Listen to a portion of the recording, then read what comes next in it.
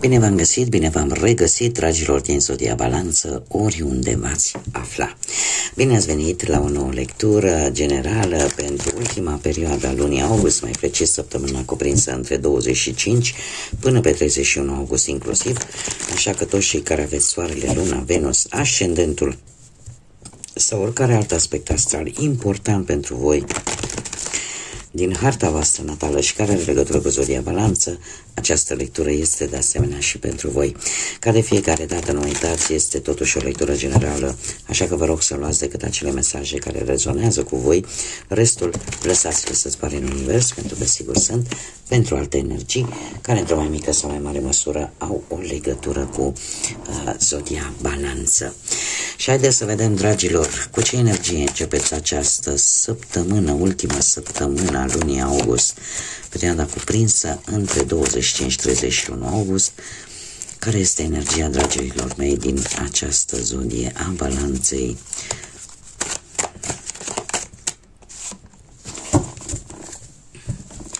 Să vedem, implicarea unor energii de apă.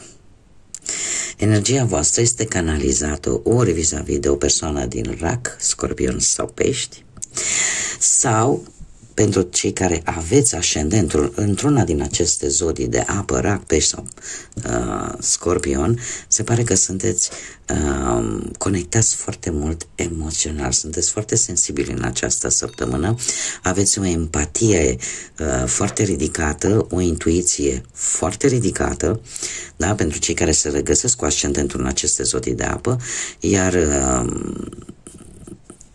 eu aș zice că veți da și sfaturi bune, veți fi un foarte bun sfătuitor, sfătuitoare în această săptămână. Ceilalți care nu se regăsesc cu acest ascendent, cum am mai spus, se pare că energia voastră va fi canalizată vis-a-vis de o persoană cu aceste caracteristici. O persoană foarte intuitivă, foarte sensibilă, foarte empatică și cineva care ia lucrurile foarte în serios, foarte personal. Poate chiar voi în această săptămână veți fi ușor iritabil, așa, în care indiferent ce vă va spune cumva lumea sau cei din jurul vostru în general, o veți lua un pic mai personal, sunteți voi așa un pic mai sensibili. Haideți să vedem acum ce ne spune tarotul, ce vine pentru dragii mei din Balanță sau cu conexiuni importante cu această zodie în perioada 25-31 august, atât pe plan profesional, financiar sau sentimental. Haideți să vedem.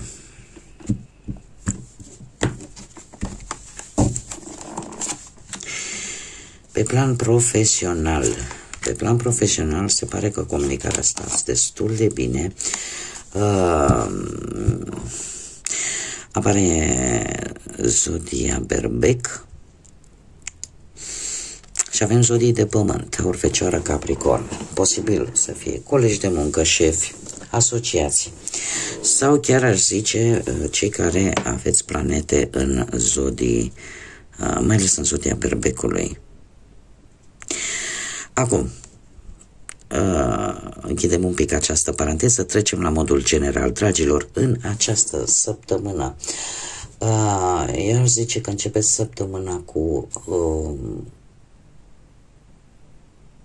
nu știu, ori găsiți ceva de muncă dacă erați în căutare, ori pur și simplu vă folosiți capacitatea voastră de a comunica, capacitatea voastră de a convinge.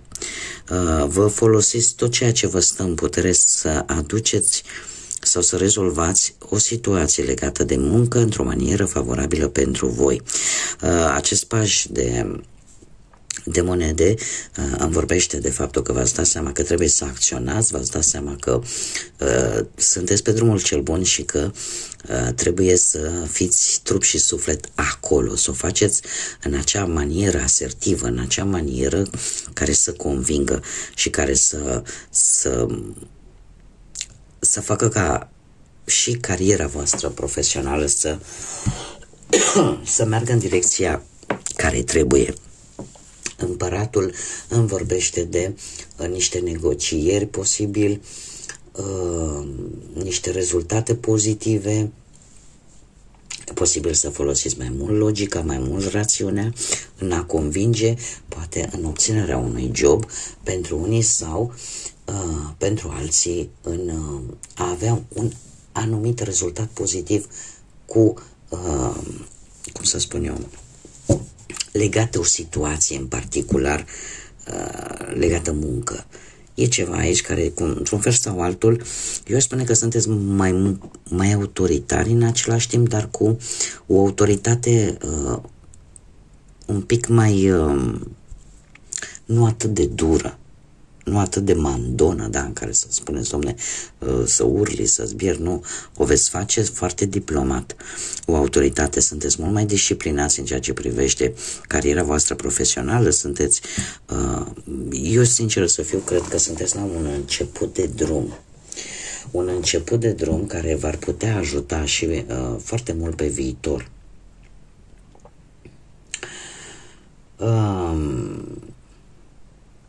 Și deja începeți și vă puneți la treabă, ca să zic așa, începeți să acționați, nu mai este deja în faza de plan, deja începeți să acționați și veți avea comunicări.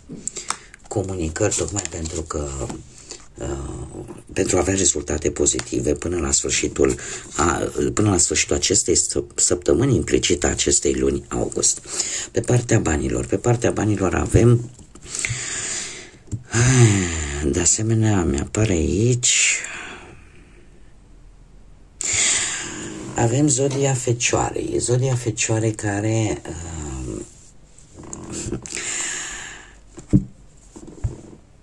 dragii mei, cu acest 8 de cupe, de la până la începutul săptămânii, aș spune că banii sunt un pic, nu știu, ori că sunteți voi decepționați de o anumită sumă de bani pe care o veți primi, ori sunteți decepționați cum s-a rezolvat o anumită situație legată de bani, dar veți acționa înțelept. De ce? Pentru că avem pusnicul și voi e ceva care nu prea vă afectează în mod deosebit, nu știu de ce.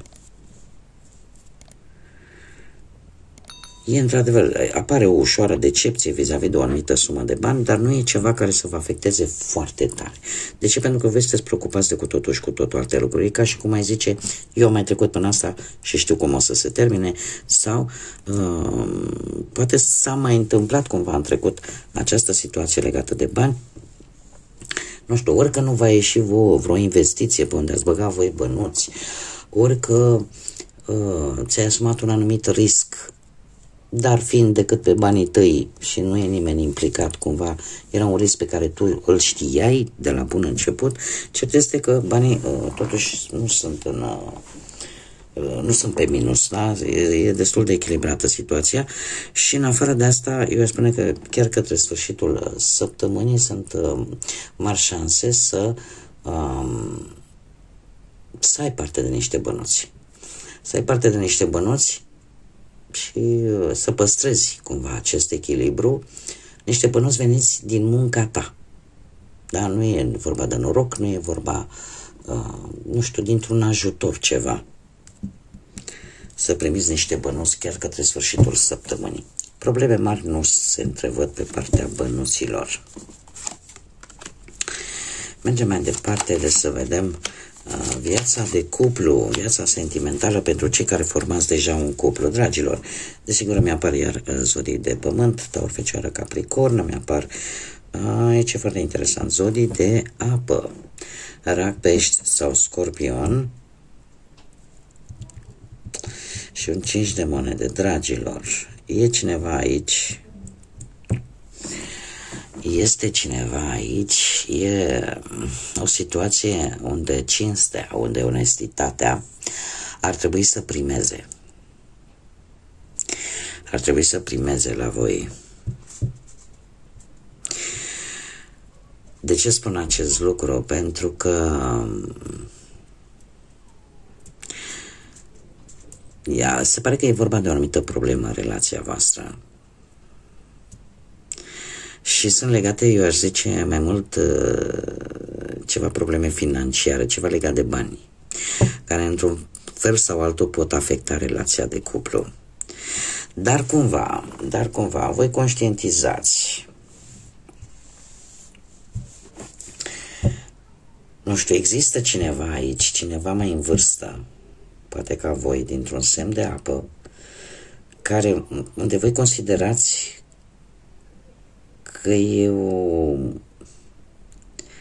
că vă consumă banii, că e o pierdere de bani vis-a-vis de cineva mai în vârstă. Iar lucrul acesta poate aduce anumite probleme în relație. Cineva aici este cineva unde voi cheltuiți niște bani și afectează într-un fel sau altul relația. Dar nu știu, eu tind să cred că e vorba de cineva din familia voastră și nu neapărat din familia perechii voastre. Știți cum e, că depinde de foarte mulți factori. Da, pentru că unii dintre voi puteți avea, nu știu, poate un ascendent într-o zodie de apă, așa cum bine am văzut, și atunci e vorba de familia voastră, cineva din familia voastră, sau dacă voi aveți un ascendent într-o zodie de pământ, atunci înseamnă că e din familia perechii voastre. Dar e clar, aici e o problemă legată de bani, de niște bani care să cheltui, care să pierd sau sunt percepuți ca și cum s-ar pierde. De ce? Pentru că am acești 5 de monede, un 5 de monede în care cineva va evalua o situație unde se vor pierde bani, unde apare o lipsă de bani. Că e posibil să nu fie pe termen lung și asta e posibil, dar aici cauzează o stare de iritare, poate certuri, poate neînțelegeri, dar problema este pe partea banilor, iar lucrul ăsta se va afla undeva către sfârșitul lunii, de această gaură, ca să zic așa, de această pierdere de bani care poate afecta relația.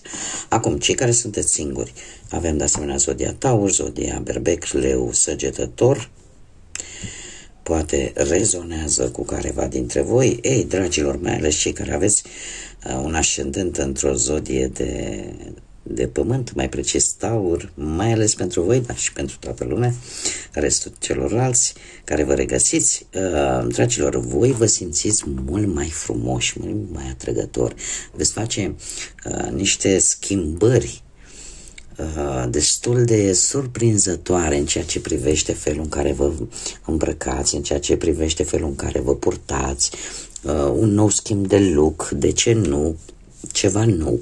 De ce? Pentru că vreți să ieșiți în evidență, vreți să atrageți. Cu această regină de bâte sunteți foarte energici, foarte dominanți, foarte deciși, să fiți în centrul atenției, aveți un magnetism și un vino coace la cote mari. Lucru care vă poate ajuta către sfârșitul săptămânii cu acest 7 de monede să crească șansele ca persoana inimii voastre să se îndrepte către voi. Tocmai pentru că sunteți hotărâți, vreți să ieșiți în evidență cu orice chip. Și se poate întâmpla ca la sfârșitul lui august chiar să înceapă ca lucrurile să se miște și rezultatele să apară. Haideți să vedem care este mesajul special pentru voi, dragilor din Balanță, în acest sfârșit de august, în această perioadă cuprinsă între 25-31 august.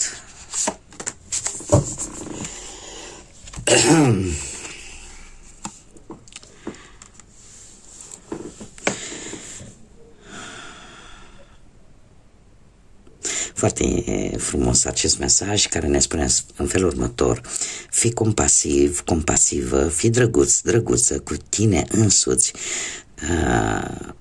pentru că asta te va ajuta să-ți vindeci inima. Este un îndemn, aș spune, pentru această mică perioadă cât a mai rămas din vară, pentru noi, cei care suntem pe partea nordică a planetei, este încă vară și probabil că ar trebui să vă gândiți un pic mai mult la ceea ce vă doriți voi să faceți, la ceea ce vă face pe voi să vă simțiți bine, la ceea ce vă schimbă poate energia, vă schimbă felul în care poate vedeți lucrurile, că acum știți cum e, că și așa trăim perioade destul de dificile, destul de contradictorii și de multe ori uităm că sunt lucruri mici, lucruri pe care le putem obține și fără să depunem foarte mult efort, dar care ne bucură inima și ne bucură sufletul. Este de fapt un îndemn de a fi un pic mai compasiv cu voi înșivă, a vă gândi mai mult la voi și în felul ăsta a face ceea ce vă face plăcere, pentru că în felul acesta vă hrăniți sufletul și vă vindecați anumite răni care se pot afla în interiorul vostru. Bun, dragilor, cam atât am avut pentru voi, pentru acest sfârșit de vară, această lună august. Eu vă mulțumesc pentru prezență, desigur, îndemn ca de fiecare dată, nu uitați de distribuiri, de like-uri și de comentarii, cei care doriți să o faceți, pentru că toate aceste lucruri mă ajută pe mine să fac cât mai mult conținut. Pentru voi e un stimulent în primul și în primul rând și, desigur, ajung aceste lecturi la cât mai multe persoane. Cei care ați rezonat, cei care vă plac felul în care eu fac lecturile, vă invit cu mare drag să vă abonați, este gratuit și să ne întâlnim cu toții ca de fiecare dată aici pe canal la fiecare lectură. Până data viitoare când ne vom revedea, eu vă doresc să aveți un sfârșit de august cât mai liniștit, cât mai frumos, cât mai plin de vești bune și de multă lumină, atât în suflete cât și în gânduri. Până la următoarea lectură, numai bine și să fiți iubiți, dragilor!